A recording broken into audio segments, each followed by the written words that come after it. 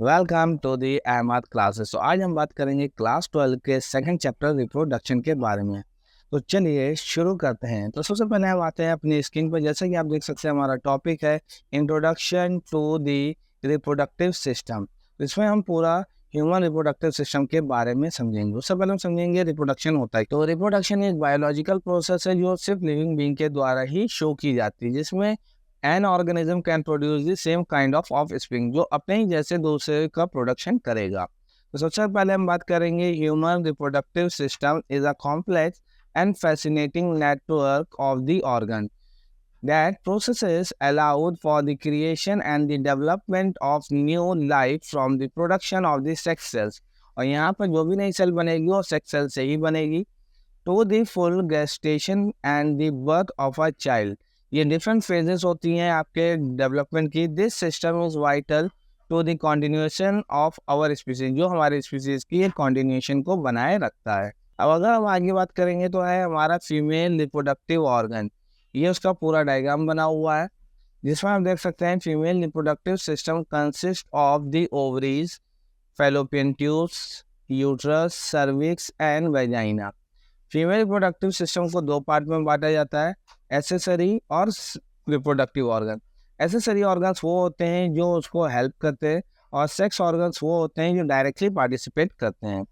These organs work together to facilitate the fertilization of pregnancy and childbirth, जो fertilisation में, pregnancy में और child birth में help करेंगे। The ovaries produce and release eggs while the uterus provide a nurturing environment for the developing fetus, जो fetus के development के लिए भी ज़रूरी होता है। अब अगर हम पूरे स्ट्रक्चर की बात करेंगे तो आप इस स्ट्रक्चर में देख सकते हैं ये पूरा स्ट्रक्चर जो है इन्वर्टेड पियर शेप। ये पूरा यहाँ से अगर आप बात करेंगे ये है पूरा इन्वर्टेड पियर शेप स्ट्रक्चर, जिसको हम बोलते हैं यूट्रस। इसके ऊपर जो अंदर की कैविटी होती है इसको बोलते हैं यूटेराइन कैविटी।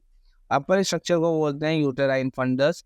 यहाँ से एक ट्यूब कनेक्टेड, ट्यूब का नाम है फैलोपियन ट्यूब। वहीं पर आपके इसके नीचे कनेक्टेड है ओवल स्ट्रक्चर, इसको बोलते हैं ओव्यूल। जो यूट्रस से एक लिगामेंट से जुड़ा रहता है, इसका नाम है ओवेरियन लिगामेंट। इसी के नीचे कैनाल होते हैं, इसको बोलते हैं सर्विकल कैनाल।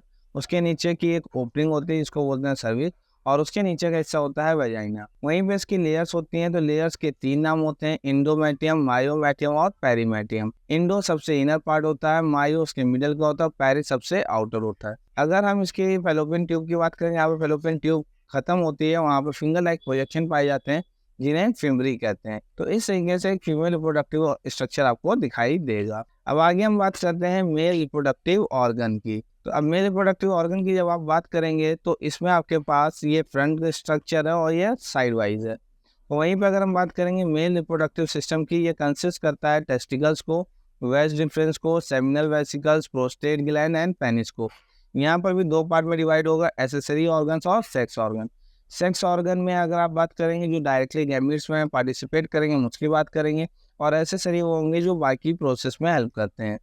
फिर बात करते हैं हम टेस्टिकल्स की। ये प्रोड्यूस करेंगे स्पर्म एंड टेस्टोस्टेरोन हार्मोन को, जो एक प्राइमरी सेक्स हार्मोन होता है। वहीं पर वेज डिफरेंस ट्रांसपोर्ट करेगा स्पर्म को, while the seminal vesicles, prostate glands contribute the formation of semen, और ये सीमेन के फॉर्मेशन में हेल्प करती हैं। अब हम आगे अगर वो देखें डायग्राम को, तो डायग्राम का ये मेल रिप्रोडक्टिव ऑर्गन है, ये है प्राइमरी सेक्स ऑर्गन्स। याद रखिएगा ये होते हैं टेस्टिस, ऐसे ही फीमेल्स में होते हैं प्राइमरी सेक्स ऑर्गन, इनको बोलते हैं ओवरीज। दोनों ही पेयर में होती हैं। मेल वाले टेस्टिस बॉडी के बाहर होते हैं, फीमेल वाले होते हैं बॉडी के अंदर। मेल में ये जिस पाउच के अंदर पाए जाते हैं उसका नाम होता है स्क्रोटम। अब सवाल ये आता है अक्सर वो एग्जाम में कि ये बाहर क्यों पाए जाते हैं। तो इनको स्पर्म के फॉर्मेशन के लिए टेम्परेचर की जो रिक्वायरमेंट होती है वो बॉडी टेम्परेचर से 2 to 3 डिग्री लेस होती है, जिसकी वजह से इसकी जो प्रेजेंस है वो बॉडी के बाहर होती है। अगर हम टेस्टिस की बात करेंगे, टेस्टिस के अंदर लोब्यूल्स होते हैं, लोब्यूल्स के अंदर सेमिनल वेसिकल्स होती है, सेमिनल वेसिकल एपिडेराइमस में जाके कवर होते हैं, फिर एपिडेराइमस वेसिफरेंस में डिवाइड होते हैं, तब जाके ये यूट्रस से मिलती है। तो जैसा कि आप इस स्ट्रक्चर को अगर ध्यान से देखेंगे तो ये यूरिनरी ब्लैडर, वहीं पे आपकी pubic bone, vas deferens, urethra, testicles, scrotum, epididymis, prostate gland, anus, rectum और सेमिनल वेसिकल्स। अब हम आगे अगर बढ़े तो हमारे पास आता है प्रोसेस ऑफ फर्टिलाइजेशन। तो याद रखिएगा इसमें सबसे पहले स्पर्म मीट करेगा एग से, फिर वहाँ पे सेकेंड प्रोसेस होगी एक्रोसोम का रिएक्शन करना और देन होगा एगो एक्टिवेशन। तो स्पर्म मीट्स एग का सेंस क्या है? जैसे ही कोइटस होता है तो during coitus sperms are released. These are 200 to 300 millions of sperm. ये millions of sperms रीच करेंगे और डिपॉजिट हो जाएंगे फीमेल की रिप्रोडक्टिव ट्रैक में, जिसको हम लोग फैलोपियन ट्यूब के साथ कनेक्ट करते हैं। फिर यही स्पर्म ट्रैवल करेंगे cervix, uterus and then fallopian tube से होते हुए सीधे पहुंचेंगे ये मैच्योर एग के पास। यहाँ पर फैलोपियन ट्यूब में एक रीजन होता है, वाइडर रीजन, जिसको बोलते हैं एम्पुला। वहीं पर जाकर ये फ्यूज होते हैं। तो याद रखिएगा फैलोपियन ट्यूब में कहाँ पे ये फ्यूज होंगे? एम्पुला में। इसके अलावा कहीं पर भी फ्यूज नहीं होते हैं। अब यहाँ पे एक्रोसोम रिएक्ट करेगा, तो जो स्पर्म का हेड होता है उसको हम लोग एक्रोसोम बोलते हैं, जो जाके एंजाइमेटिक रिएक्शन करेगा और ब्रेक डाउन कर देगा एग की आउटर लेयर को, जो अलाउ करेगा स्पर्म के न्यूक्लियस को फ्यूज होने के लिए with the nucleus of egg. Next step क्या होगी? Fusion of sperm and egg trigger a series of changes, और फीमेल की एग के अंदर मल्टीपल चेंजेस होना शुरू हो जाएंगे। That include the release of calcium ion, वहाँ पे कैल्शियम का आयन रिलीज होंगे जो एक्टिवेट करेगा एग को और इनिशिएट करेगा एम्ब्रियोनिक डेवलपमेंट को। साथ ही साथ इस प्रोसेस को हम बोलेंगे एग एक्टिवेशन। नेक्स्ट अगर हम आगे बात करें, यहाँ पर आती है oogenesis। सवाल यह आता है oogenesis क्या? The formation of egg inside the ovaries is known as oogenesis। अब oogenesis जिस सेल से स्टार्ट होती है वो कहलाती है प्रीमोर्डियल फॉलिकल्स, जो एक इमेच्योर एग सेल होगी एंड सपोर्टिंग सेल्स होंगी। फिर बनेगा प्राइमरी फॉलिकल्स, जो एग सेल से बिगिंस होंगे और फॉलिकल सेल्स में डिवाइड हो जाएंगी। नेक्स्ट आएगा ग्राफियन फॉलिकल, जो एग सेल से फुली मैच्योर होंगी और ओव्यूलेशन के लिए रेडी हो जाएंगी। अब अगर हम oogenesis की बात करें तो oogenesis is the process which are females immature egg cells develop into the mature and ovulatory eggs. It begins with primordial follicles containing the egg cells and supporting sales, जो उनके साथ क्या करेंगी? एग और सपोर्टिंग सेल के साथ react करेंगी। Over time, जैसे जैसे टाइम बीतता जाएगा वहाँ पर ये फॉलिकल्स एग सेल में ग्रो हो जाएंगी और मैच्योर होंगी और कल्मिनेटिंग करेंगी release off fully develop egg में ड्यूरिंग ओव्यूलेशन। अब हम बात करते हैं स्पर्मेटोजेनेसिस की। याद रखिएगा दोनों को कंबाइनली हम लोग बोलते हैं गैमेटोजेनेसिस, और सेपरेटली बोलेंगे मेल के लिए स्पर्मेटोजेनेसिस और फीमेल के लिए बोलेंगे oogenesis। तो अब हम बात करते हैं स्पर्म का बनना या स्पर्मेटोजेनेसिस। तो इसमें भी सबसे पहले आती है हमारी स्पर्मेटोगोनियल सेल्स, जो स्टेम सेल्स होंगी और डिवाइड हो जाएंगी मैच्योर होकर। फिर आएगी प्राइमरी स्पर्मेटोसाइट, जो अंदर गो करेंगी मियोसिस को और फॉर्म करेंगी हैप्लॉइड सेल्स को। वहीं पर तीसरी कंडीशन आएगी सेकेंडरी सेल्स ऑफ स्पर्मेटोसाइट, जो मियोटिक डिवीजन करके स्पर्म मींस स्पर्मेटिड्स को बनाएंगी, जो फर्दर डिवाइड होके स्पर्म को बनाएंगी। फिर वहीं पे ये जो स्पर्म होगा स्पर्मेटिड्स, ये अभी शेप नहीं लेता है, तो यहाँ पर नेक्स्ट स्टेप चलेगी जहाँ पर ये स्पर्म अपने शेप को चेंज करेगा और स्पर्मेटिड से स्पर्म बनेगा, और अब इसके पास मोर्टेलिटी आ जाएगी due to the formation of tails. So spermatogenesis is the process by which the sperm cells are produced in testis. कहाँ पर प्रोड्यूस हुए हैं? टेस्टिस पर। स्टोर भी कहाँ होंगे? टेस्टिस पर। It involves the division and the differentiation of spermatogonia. यहाँ पे स्पर्मेटोगोनिया का डिवीजन होगा प्राइमरी स्पर्मेटोसाइट में, देन सेकेंडरी स्पर्मेटोसाइट में, देन फुल्ली मैच्योर स्पर्मेटिड्स में। This complex process ensure the continuously viable sperm for the fertilization, जिससे अब sperm इसके लिए कैपेबल हो चुका है कि वो फर्टिलाइजेशन को कर सके। अब हम अगर आगे बात करेंगे फीमेल्स में ड्यूरिंग इस साइकिल में क्या होता है, तो वहाँ पर एक साइकिल चलती है, इसको बोलते हैं मेंस्ट्रुअल साइकिल, और उसी दौरान रिलीज होता है ओवम। ओवम के रिलीज को बोलते हैं ओव्यूलेशन। तो अब हम बात करेंगे मेंस्ट्रुअल फेज पहले होगा नंबर 1 पे, दूसरा होगा फॉलिकुलर फेज और तीसरा होगा ओव्यूलेशन। तो ये 28 डेज की जो मेंस्ट्रुअल साइकिल होती है ये 3 स्टेप में कंप्लीट होती है। Number 1 menstrual phase, number 2 follicular phase और नंबर 3 ओव्यूलेशन। तो ये जो मेंस्ट्रुअल फेज और साइकिल होगी ये स्टार्ट होगी with the shedding of the uterine lining, जो यूटरस की लाइनिंग होगी उसको शेड करके, और रिजल्टिंग होता है vaginal bleeding that typically up to 3 to 7 days तक। नेक्स्ट आता है फॉलिकुलर फेज। ये एज अ साइकिल प्रोग्रेस करेगी द पिट्यूटरी ग्लैंड को रिलीज करने के साथ, और हार्मोन रिलीज होंगे जो ओवरी के प्रोडक्शन के लिए जो ओवम को रिलीज करेंगे। नेक्स्ट आएगा ओव्यूलेशन। इस दौरान पूरा ओवम का बाहर आ जाएगा जो एग होगा, और एग रिलीज होगा जो ओवरी से होगा, और टिपिकली अराउंड होता है 14th days of the cycle, and this is the optimal time for the fertilization, और यही टाइम बेस्ट टाइम होता है फर्टिलाइजेशन के लिए। अब हम बात करेंगे कंसेप्शन एंड इम्प्लांटेशन क्या होगा। यहाँ पर क्या हुआ, सबसे पहले आपने देखा स्पर्म का फॉर्मेशन हुआ, फिर एग का फॉर्मेशन हुआ, दोनों को बोलेंगे हम गैमेटोजेनेसिस। अब ये दोनों जाके ड्यूरिंग द कॉपुलेशन मीट करेंगे, कॉपुलेशन के विदिन 72 आवर्स इनकी मैटिंग हो जाती है, और मैटिंग के बाद ये जाके बनते हैं जाइगोट, और ये जाइगोट में कॉन्टिन्यूसली माइटोसिस होना शुरू हो जाती है, जो जाके विदिन 72 आवर्स जाके यूट्रस की वॉल से अटैच हो जाएगी, और यूट्रस की वॉल से अटैच होने को ही हम बोलेंगे इम्प्लांटेशन। याद रखिएगा इस प्रोसेस को। तो अब बात चलती है यहाँ पे कंसेप्शन और इम्प्लांटेशन की। So after the successful fertilization the zygote travels down to the fallopian tube and implant into the nutrient rich uterine lining. This process of the implantation typically occurs 6 to 12 days after the conception, marking the beginning of the pregnancy. और जैसे ही implantation हो जाता है वहीं से pregnancy start हो जाती है।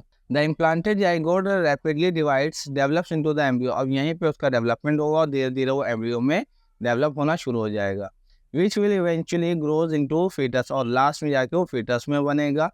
This early stage is crucial for the formation of placenta, और यहीं पे placenta का formation भी होना जरूरी है क्योंकि बेबी को नरिशमेंट भी वही प्रोवाइड करेगा, which will provide the nourishment and support throughout the pregnancy, जो पूरे प्रेगनेंसी के टाइम पर उसको नरिश करता रहेगा। तो ये टाइम पीरियड आपको दिया गया है। अगर आप ध्यान से देखें तो implanted human embryo take at 7.5, 13 and 23 days में क्या क्या चेंजमेंट आ रहे हैं। सबसे पहले एम्ब्रियोनिक डिस्क बनेगी जो इंडोडर्म और एक्टोडर्म के साथ होगी, वहाँ पे एम्नियोटिक कैविटी बनेगी, फिर ब्लास्टोसिस कैविटी बनेगी, देन यूटेराइन की लाइनिंग आएगी।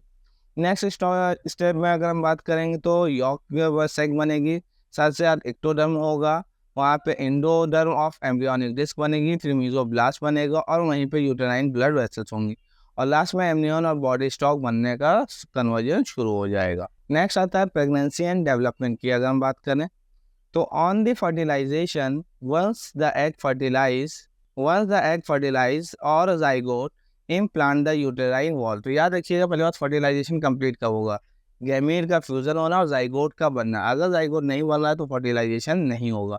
तो फर्टिलाइजेशन होने के बाद जाइगोट बना, जाइगोट माइटोसिस होगी, माइटोसिस होने के बाद वो जाके यूटेराइन की वॉल से अटैच होगा, तभी वो फीमेल प्रेग्नेंट होगी। तब तक की प्रोसेस को सबसे पहले क्या होगा, फर्टिलाइज एग बनेगा, फिर जाइगोट बनेगा, फिर ये इम्प्लांट होगा, then begin the remarkable journey of a growth and development, और यहीं से एक जर्नी स्टार्ट हो जाएगी। The zygote rapidly divides into the blastocyst, और वो ब्लास्टोसिस में कन्वर्ट होगा, which then form the placenta and embryo। उसके बाद उसी के अराउंड प्लेसेंटा और एम्ब्रियो बनेगा। Over the next 9 months the embryo develops into the fully formed fetus, और 9 महीने में एक fully mature fetus बन जाएगा। Then undergoing the remarkable transformation of each week, जिसमें हर हफ्ते में एक remarkable changes बॉडी में आते रहेंगे।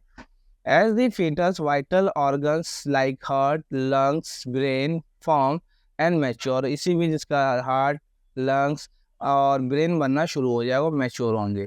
The placenta provides essential nutrients to and oxygen to support the fetus, और फीटस के डेवलपमेंट के लिए सारी चीज़ें ज़रूरी है जो उसको मदर के ब्लड से मिलती रहेंगी।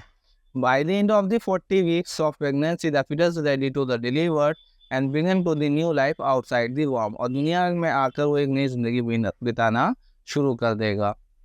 अब इसके बाद हम निकालते हैं कंक्लूजन क्या है इतने टॉपिक का। तो सबसे पहले आता है रिमार्केबल ह्यूमन रिप्रोडक्टिव सिस्टम के बारे में आपने पढ़ा है, एप्रिशिएटिंग रिप्रोडक्टिव डाइवर्सिटी आपने देखी है, मेंटेनिंग द रिप्रोडक्टिव हेल्थ देखी है, और लाइफ लॉन्ग लर्निंग क्यूरियोसिटी भी इसमें आएगी। तो सबसे पहले अगर हम बात करें कि reproductive system is a complex and the intricate part of the human body responsible for the continuation of our species, so the creation of a new life, और इससे हमारी स्पीसीज की कंटिन्यूएशन बनी रहती है। इस मतलब कहने का यहाँ पे ये है कि अगर आप रिप्रोड्यूस नहीं करोगे, आपकी जो जनरेशन है वो आगे नहीं बढ़ेगी और आपकी स्पीसीज वहीं पर ख़त्म होने के चांसेस होंगे। तो रिप्रोडक्शन हमारी स्पीसीशन को बनाए रखता है, स्पीसीज को बनाए रखता है।